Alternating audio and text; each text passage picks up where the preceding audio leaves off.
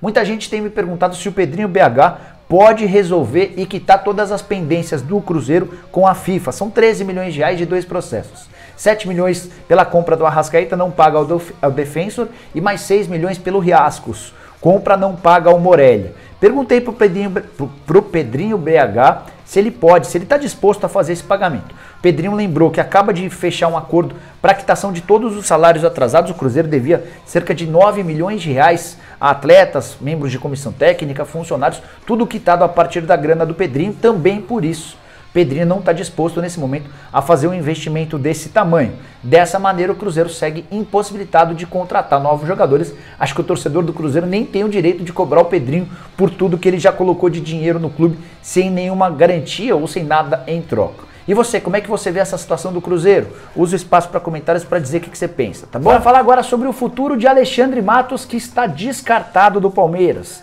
depois de Paulo Serdão, dos líderes da Mancha Verde, assegurar que ele não seria contratado mesmo em caso de eleição da Leila Pereira. Agora foi a vez do marido da Leila, o José Roberto Lamacchia, que é o palmeirense fanático da família, descartar a contratação do Matos. Frase é a seguinte, abre aspas: mais fácil uma vaca voar do que ele, o Matos, voltar. E pode espalhar isso para quem quiser. As pessoas mais próximas da Leila estão cansadas de saber que o Matos não volta, fecha aspas.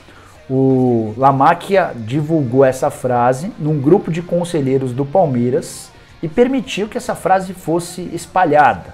Então, o próprio Matos já foi avisado ao longo do domingo de que está fora dos planos, de que não interessa e de que precisa buscar outros caminhos.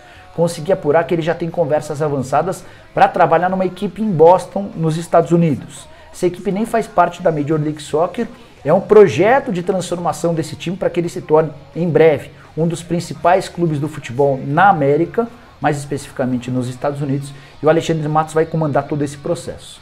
Está tudo praticamente acertado, o embarque deve acontecer nos próximos dias, e dessa maneira o Alexandre Matos descarta a possibilidade não só de trabalhar no Palmeiras, mas em qualquer outro clube do futebol brasileiro.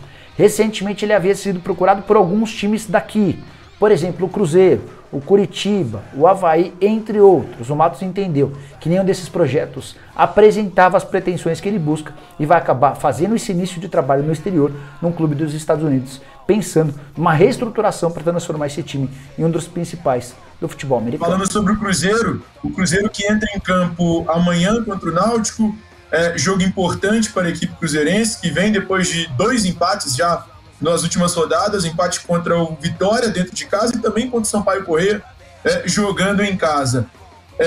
E a grande discussão no Cruzeiro hoje, na verdade, ela é interna. Ela não é tão da equipe que irá a campo, porque para a equipe que irá a campo não deve ter muita diferença do que foi na rodada passada, a exceção por algumas mudanças. Mas pensando fora de campo, o Cruzeiro tem bastante polêmica ali nos bastidores.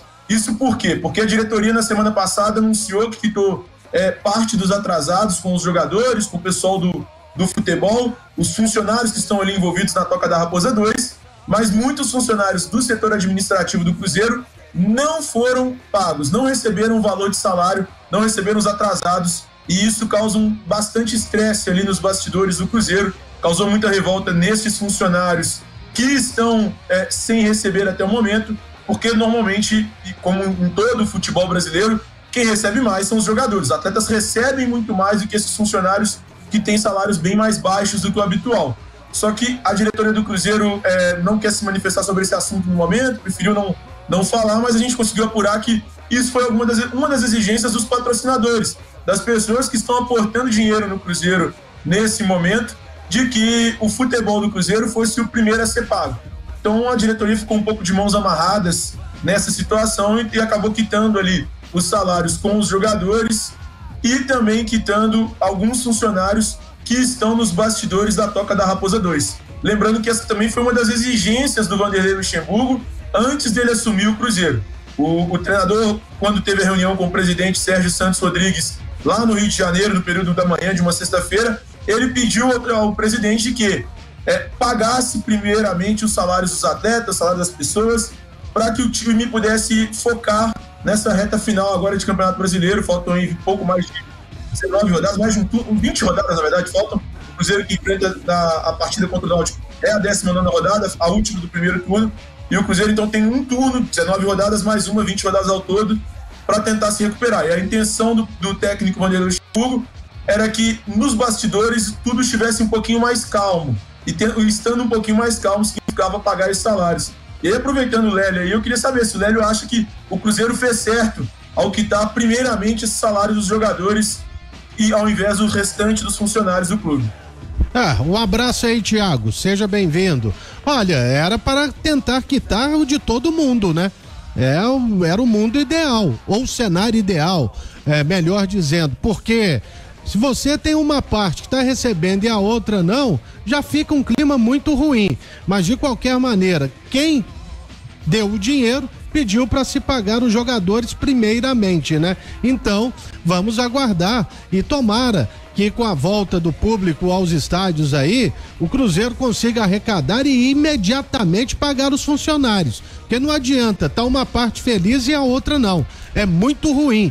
Mas ele não joga. Meu amigo, mas ele presta serviços ao clube e a pessoa tem que estar um pouco mais tranquila para trabalhar.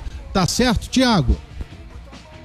Tá certo. E falando um pouquinho de campo, o Cruzeiro conta agora com a volta do Bruno José. Bruno José cumpriu suspensão no jogo passado, fica à disposição da comissão técnica do Vanderlei Luxemburgo e estará à disposição para o jogo contra o Náutico.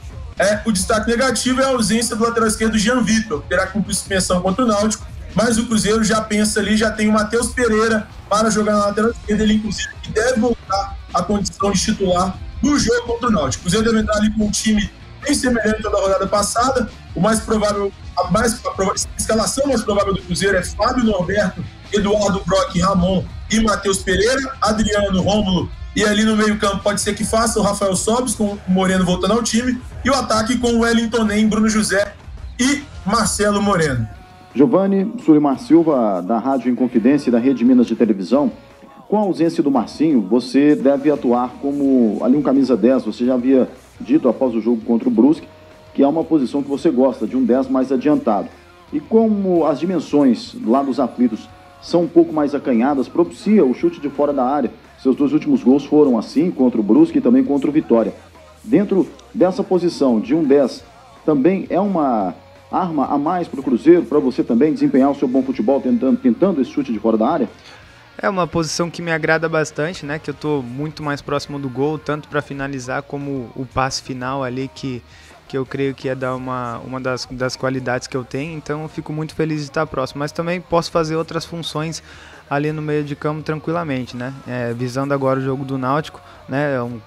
Tem muito espaço para a nossa equipe jogar, então eu creio que possa haver essa possibilidade, né? E quando tiver oportunidade, eu vou ter que tomar a melhor decisão, tem que ser frio, tem que ser calculista ali para fazermos o gol e sairmos com a vitória, que é isso que nós estamos precisando, né? Nossa equipe vem desempenhando um futebol muito bom aí nos últimos 3 jogos, só que nós precisamos vencer. Nosso objetivo é mirar lá em cima.